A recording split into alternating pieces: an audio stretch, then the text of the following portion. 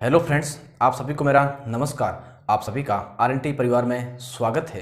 ध्यान दीजिए दोस्तों, RNT education hub YouTube channel पर निरंतर 9th और 10th क्लास की क्लासें उपलब्ध करवाई जा रही है, जिसके अंतर्गत आज हम साइंस क्लास के बारे में 9th की चैप्टर नंबर 2 की बात करेंगे, जो अपना है क्या हमारे आसपास के पदार्थ शुद्ध है, उसके बारे में बात करना था। अपन बात करते हैं पहले शुद्ध पदार्थ के बारे में कि शुद्ध अपन किसे कहते हैं। फिर अपन देखिए पदार्थ के बारे में अपने पहले की 2 क्लासों के अंदर अपन ने बात कर ली है, तो आप उन्हें देख सकते हैं। आज अपन बात करेंगे शुद्ध पदार्थ क्या होता है। देखिए आपने बाजार के अंदर ऐसे कई सारे डिब्बाबंद सामग्री को देखा होगा, उसके ऊपर लिखा होता है कि शुद्ध पदार्थ, शुद्ध जैसे जैसे शुद्ध घी है, शुद्ध दूध है, शुद्ध दही है। तो देखिए इनके अंदर एक नॉर्मल व्यक्ति के लिए शुद्ध का क्या अर्थ होता है कि उसके अंदर किसी भी प्रकार की मिलावट नहीं है। एक नॉर्मल व्यक्ति के लिए उसमें शुद्ध का अर्थ क्या होता है कि इसमें कोई मिलावट नहीं है। लेकिन अगर मैं वैज्ञानिक दृष्टि से शुद्ध पदार्थ की बात करूं तो शुद्ध का अर्थ होता है कि उसमें जो सारे जो वो पदार्थ मिला हुआ है वो एक ही प्रकार के कणों से मिला हुआ है, उसके अंदर किसी अन्य प्रकार के कण नहीं है। अर्थात उसके अंदर जो भी कण है वो एक ही प्रकार के समान रासायनिक प्रकृति के हैं। ठीक है, उसके अंदर सारे कण कैसे हैं? समान रासायनिक प्रकृति के होने से ही तो वो वैज्ञानिक दृष्टि से क्या होगा? शुद्ध पदार्थ होगा। लेकिन जैसे माना कि आपने देखा होगा कि शुद्ध दूध अपने लिए वो शुद्ध है, लेकिन एक वैज्ञानिक दृष्टि से वो शुद्ध नहीं है। वो क्या है? वो मिश्रण है। मिश्रण कैसे? तो दूध देखिए किसका मिश्रण होता है। जैसे अपन बात करें फैट, वसा होती है दूध के अंदर, प्रोटीन होता है दूध में, और दूसरी बात करें कि दूध के अंदर क्या होता है? जल होता है। तो जल दूध अपना क्या हो गया? वसा, प्रोटीन और जल का मिश्रण हो गया। इसी प्रकार एक प्रकार से वैज्ञानिक दृष्टि से शुद्ध पदार्थ नहीं है। शुद्ध पदार्थ अपन किसे कहते हैं? जिसके अंदर सारे कण हैं वो एक ही प्रकार से मिले हुए होते हैं। उनके जो सारे कण हैं उनकी रासायनिक प्रकृति क्या होती है? अगर एक है तो उसे अपन शुद्ध पदार्थ कहते हैं। अब अपन बात कर लेते हैं कि दूध क्या एक प्रकार मिश्रण हो गया, वैज्ञानिक दृष्टि से मिश्रण हो गया। तो बात कर लेते हैं कि मिश्रण क्या होते हैं। देखिए मिश्रण क्या होते हैं? 2 या 2 से अधिक पदार्थों, तत्वों या फिर यौगिकों से मिलकर किसका निर्माण होता है? मिश्रण का निर्माण होता है। किसका निर्माण होता है? मिश्रण का। अपन कह सकते हैं कि 2 या 2 से अधिक पदार्थ, यौगिक या फिर कोई तत्व मिलकर किसका निर्माण करते हैं? मिश्रण का, मिक्सर का निर्माण करते हैं। मिश्रण का निर्माण करते हैं। अब ध्यान दीजिए यहां पर मिश्रण भी अपने पास में 2 प्रकार से हैं। कितने प्रकार से? 2 प्रकार से। एक तो अपने पास में है समांगी मिश्रण और दूसरा अपने पास में है विषमांगी। तो थोड़ी सी उन पर बात करते हैं कि होमोजीनियस समांगी मिश्रण क्या होता है और दूसरा विषमांगी हेट्रोजीनियस क्या होता है। ध्यान दीजिए समांगी होमोजीनियस मिक्सर और दूसरा अपने पास में है विषमांगी मिश्रण, जिसे अपन कहते हैं होमोजीनियस मिक्सर। ध्यान दीजिए दोस्तों इनमें क्या अंतर है? ज़्यादा डिफरेंट नहीं है। ध्यान दीजिए अवस्था का अंतर है। जैसे माना कि मेरे पास में क्या है? जल है। क्या है? जल है। और जल के अंदर मैंने क्या घोल दिया? चीनी घोल दी। जल के अंदर मैंने शक्कर घोल दी। तो जो शक्कर है वो जल के अंदर समान रूप से घुल जाएगी। माना कि ये मेरे पास क्या है? बर्तन है और इस बर्तन में मैंने पानी भरा है और मैंने क्या डाल दी? इसके अंदर चीनी डाल दी। तो चीनी है वो संपूर्ण जल के अंदर समान रूप से घुल जाएगी। अर्थात अपन कह सकते हैं समांगी मिश्रण में 2 या 2 से अधिक पदार्थों को आपस में मिलाने पर उनको अपन देख नहीं सकते, उनकी अवस्था एक बन जाती है। जैसे देखिए जल, अब देखिए इनकी अवस्था क्या थी? द्रव अवस्था थी। लेकिन जैसे ही मैंने इसको जल के अंदर घोला तो ये कौन सी जोल चीनी के जो छोटे कण हैं वो किसके रूप में, किसमें घुल गए? जल में के अंदर घुल गए। ठीक है, तो अपन माना कि यहाँ से मैं जल को उठा के टेस्ट करा दो, तभी जल का भी स्वाद कैसा होगा? अपने पास में समान होगा।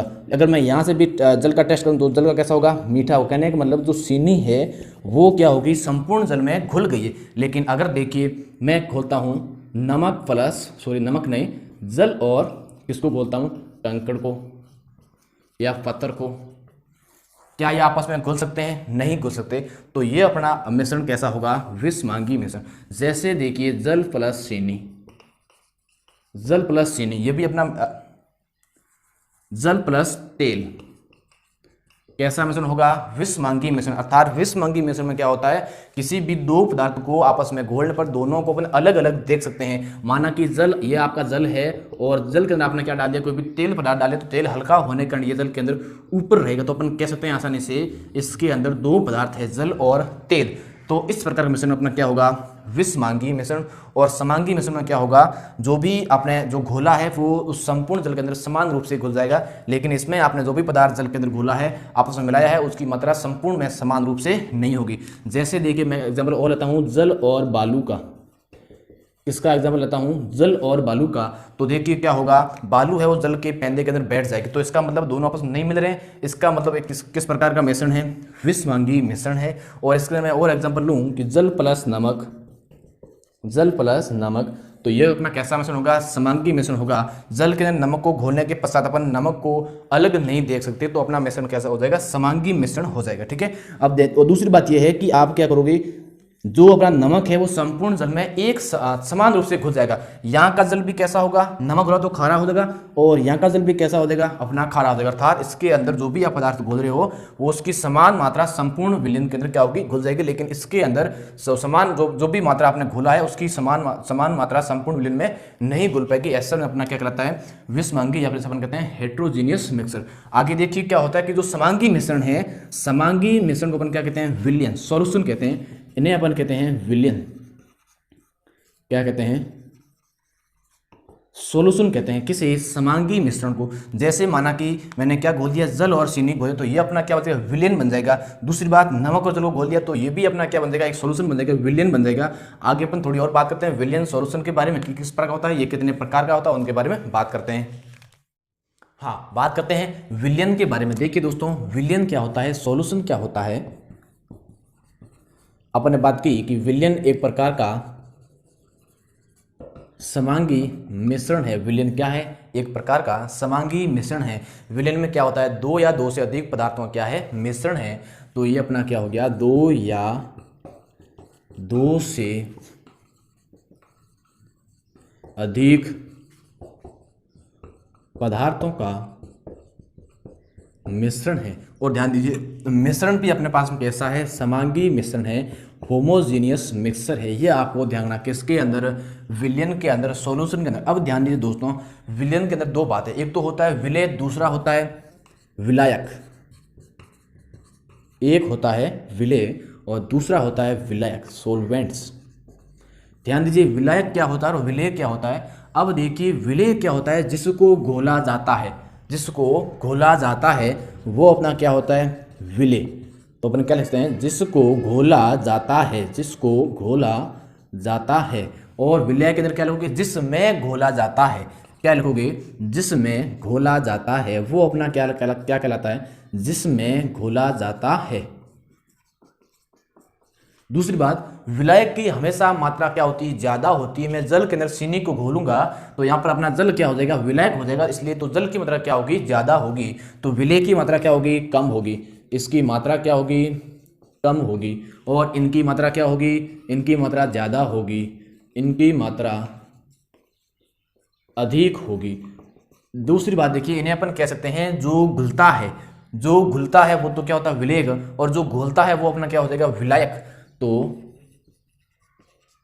घुलने वाला पदार्थ क्या कहलाएगा, अपना विलेय कहलाएगा। और घोलने वाला पदार्थ, शब्दों के अंदर अंतर है और कुछ भी नहीं है। घोलने वाला पदार्थ देखो वो अपना क्या होता है, विलायक हो जाएगा। अब ध्यान दें, अपन एग्जाम्पल के माध्यम से समझते हैं। माना कि मेरे पास में एक विलयन है, किसका विलयन है, जल और नमक का विलयन है।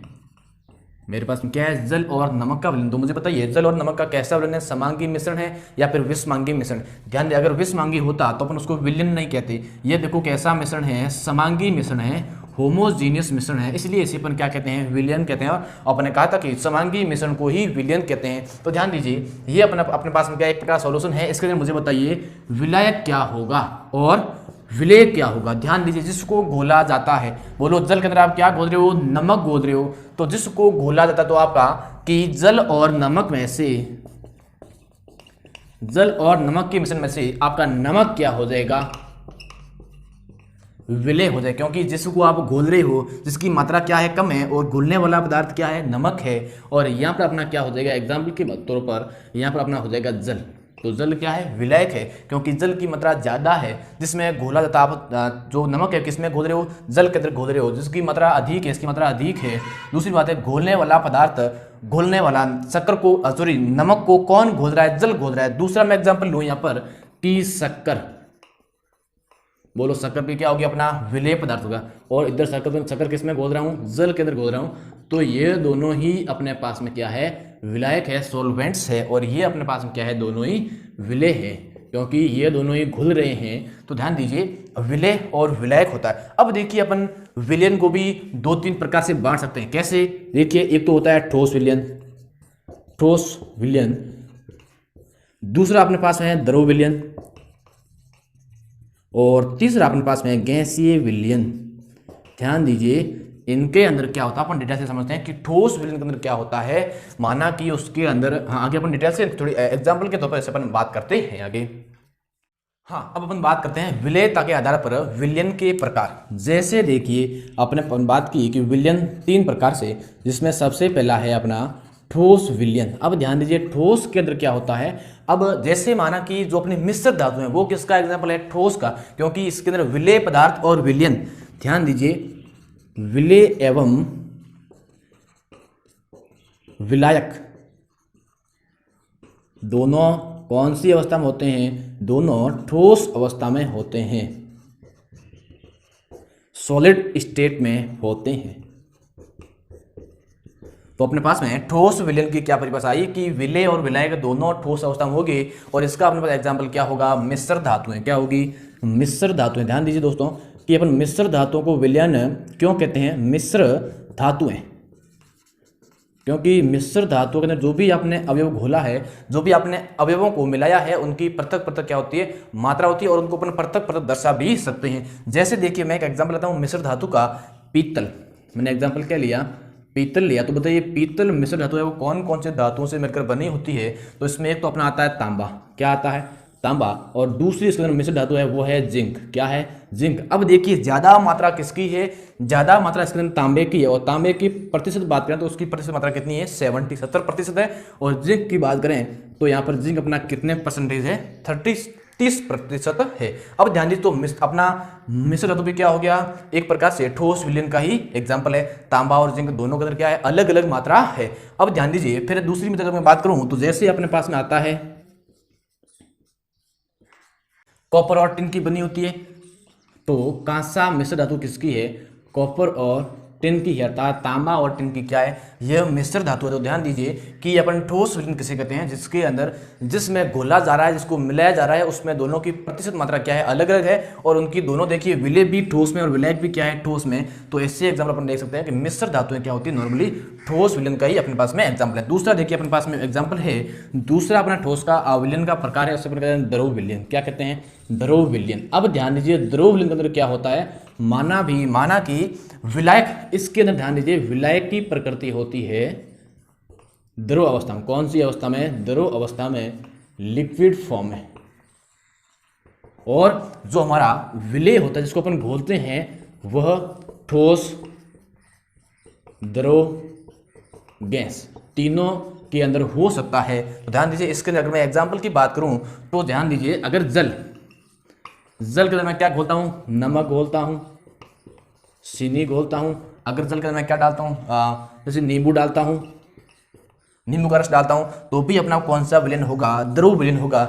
या फिर जल के अंदर कोई भी गैस घोली जा रही है, ऑक्सीजन गैस घोली जा रही है, तो भी अपना कौन सा सॉल्यूशन होगा, लिक्विड सॉल्यूशन। क्यों, क्योंकि देखिए इसमें विलायक वो भी क्या है, द्रव अवस्था में, और जो विलेय है वो ठोस, द्रव या गैस तीनों अवस्था के अंदर हो सकते हैं, तो वो अपना क्या कहलाएगा, द्रव विलयन कहलाएगा। जैसे जल के अंदर मैं नमक घोलूं, अपना कैसा विलयन होगा, द्रव विलयन होगा। अगर जल के अंदर मैं क्या घोलूं, नींबू घोलूं, देखो नींबू क्या है, लिक्विड है, तो लिक्विड प्लस लिक्विड वो भी अपना क्या होगा, द्रव विलयन होगा। और लिक्विड प्लस गैस ये भी अपना कैसा विलयन होगा, द्रव विलयन होगा। ध्यान दीजिए, तीसरी अवस्था अपना विलयन की है, वो है गैसीय विलयन।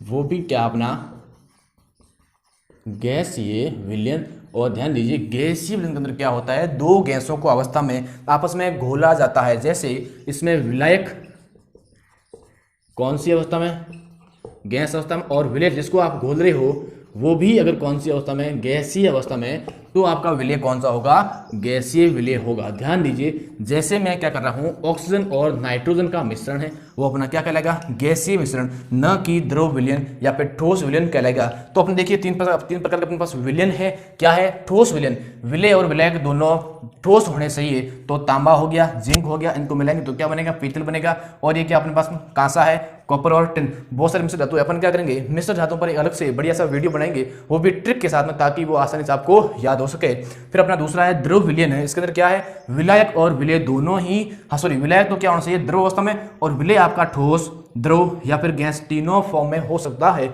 तो जैसे एग्जांपल लिया, जल, जल के अंदर आप क्या घोलोगे, नमक भी घोलते हो तो भी आपका द्रव विलयन, और अगर आप चीनी घोलते हो तो भी आपका द्रव विलयन, अगर आप जल के अंदर ऑक्सीजन गैस को घोलते हो तो भी आपका वो क्या हो जाएगा, द्रव विलयन हो जाएगा। क्योंकि इसके अंदर क्या है, द्रव के अंदर आप ठोस, द्रव, गैस तीनों घोल सकते हो। अब दूसरा ध्यान दीजिए, अब मुझे बताइए कि दूध और पानी का मिश्रण कैसा होगा, दूध और पानी का सॉल्यूशन कैसा होगा अपने पास में, द्रव विलयन होगा। क्योंकि दूध क्या है, द्रव है, और जल भी क्या है, द्रव है। तो द्रव का द्रव से क्या हो जाएगा, अपना द्रव विलयन हो जाएगा। तीसरा, गैस को गैस के अंदर घोलना, CO2 का नाइट्रोजन के अंदर साथ मिलाना, या फिर ऑक्सीजन के साथ में नाइट्रोजन को मिलाना, दोनों की अवस्था क्या होनी चाहिए, गैसीय अवस्था, तो वो अपना विलयन होता है गैसीय विलयन। तो विलायक भी गैस और अगर विलय भी गैसीय अवस्था में है तो उनके एग्जाम्पल, तो वो अपना कौन सा विलयन होगा, गैसीय विलयन होगा। आगे अपन थोड़ी सी और बात करते हैं इनके बारे में। अब ध्यान दीजिए, अपन बात करते हैं विलयन के गुण के बारे में कि विलयन के क्या गुण हैं।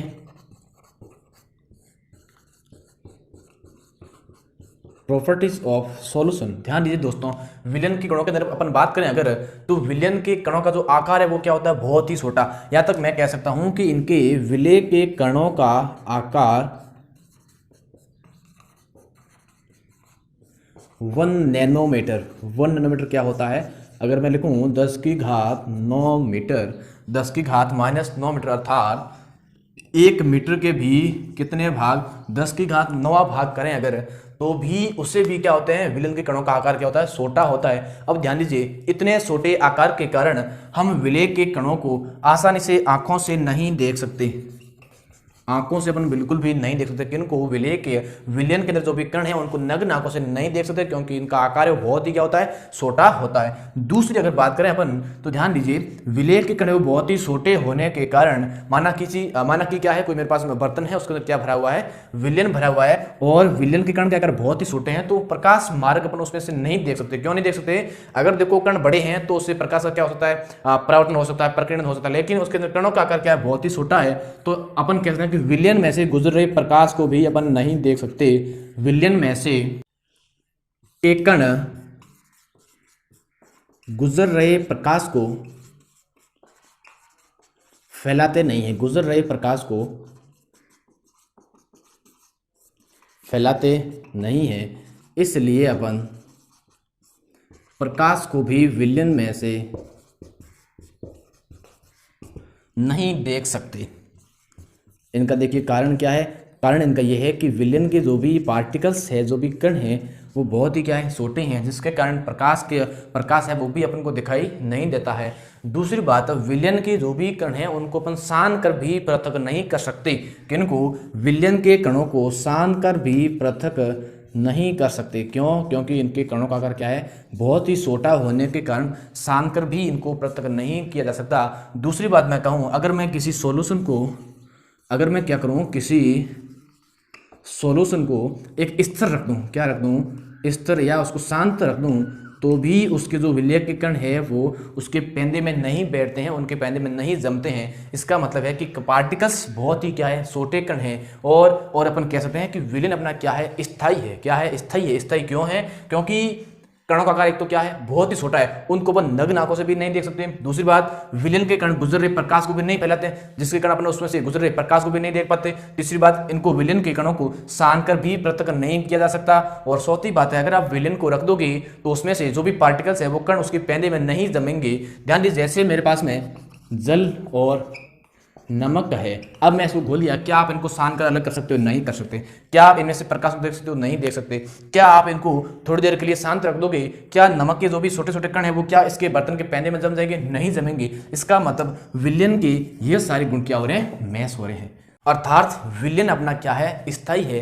द सोल्यूशन इज परमानेंट, अपना सोल्यूशन क्या है, स्थायी है। देखिए अगर मैं संतृप्तता की बात करूं तो विलयन को दो भागों में अंदर डिवाइड कर सकता हूं। जैसे सबसे पहला अपना है संतृप्त विलयन। क्या है, संतृप्त विलयन। और संतृप्त विलयन क्या होता है कि किसी भी निश्चित ताप पर बना वो विलयन जिस पर विलय की अधिकतम मात्रा घुली हुई हो सकती है। अर्थात एक निश्चित ताप पर अपने कोई विलयन बना दिया है तो उस विलयन के अंदर और अपन अधिक विलय की मात्रा नहीं घोल सकते, वो तो अपना कौन सा विलयन होता है, संतृप्त विलयन। दूसरा है असंतृप्त विलयन। कौन सा विलयन है, असंतृप्त विलयन। तो ध्यान दीजिए असंतृप्त विलयन में क्या होता है, किसी भी निश्चित ताप पर बना वह विलयन जिसके अंदर क्या होती है, विलय की और मात्रा ऐड की जा सकती है, उसके अंदर विलय को और घोला जा सकता है, तो वो तो अपना हो गया असंतृप्त विलयन। और संतृप्त विलयन क्या है, एक निश्चित ताप पर बना विलयन, एक निश्चित ताप पर बना वह विलयन जिसमें, अब ये इसकी परिभाषा है, जिसमें विलय पदार्थ की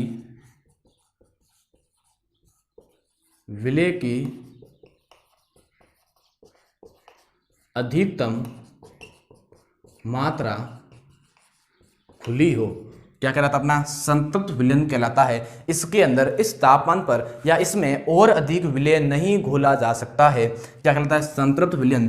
दूसरा है अपना असंतृप्त विलयन। ध्यान दीजिए असंतृप्त विलयन के अंदर क्या होता है, किसी भी निश्चित ताप पर बना विलयन जिसके अंदर और अधिक विलय की मात्रा घोली जा सकती है, तो इसमें और अधिक विलय की मात्रा घोली जा सकती है। अब मैं इसकी पूर्णतया परिभाषा क्या दे सकता हूं कि असंतृप्त विलयन ऐसा विलयन है जो एक निश्चित तापमान पर बना विलयन जिसके अंदर विलय की और अधिक मात्रा घोली जा सकती है, वो तो अपना कहता है असंतृप्त विलयन। और एक निश्चित तापमान पर बना विलयन जिसके अंदर विलय पदार्थ की मात्रा या विलय को उसके अंदर और अधिक नहीं घोला जा सकता, वो अपना कहलाता है संतृप्त विलयन। एक अपने पास और है अति संतृप्त विलयन। अति संतृप्त विलयन। अब इसके अंदर क्या होता है कि संतृप्त विलयन अपने संतृप्त विलयन बना दिया है, और संतृप्त विलयन बनाने के बाद भी और अगर और उसके अंदर जबरदस्ती और विलय मिलाया गया हो तो संतृप्त विलयन में और अधिक विलय की मात्रा मिलाने पर जो अपन को विलयन प्राप्त होता है वो अपना क्या कहलाता है, अति संतृप्त विलयन कहलाता है। आई होप, मैं आशा करता हूं कि आज का टॉपिक आपको समझ में आया होगा।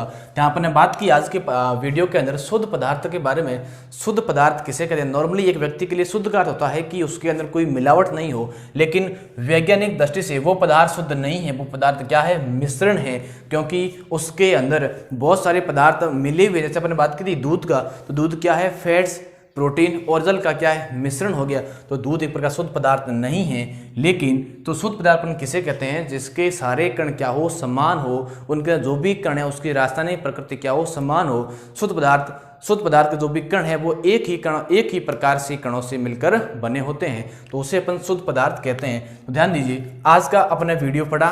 अगली क्लास के अंदर अपन एक नए वीडियो साथ मिलते हैं। आज की क्लास यहीं तक। अगर आप हमारे YouTube चैनल पर पहली बार है तो एक बार इसको जरूर सब्सक्राइब करें और शेयर करें। थैंक यू, धन्यवाद।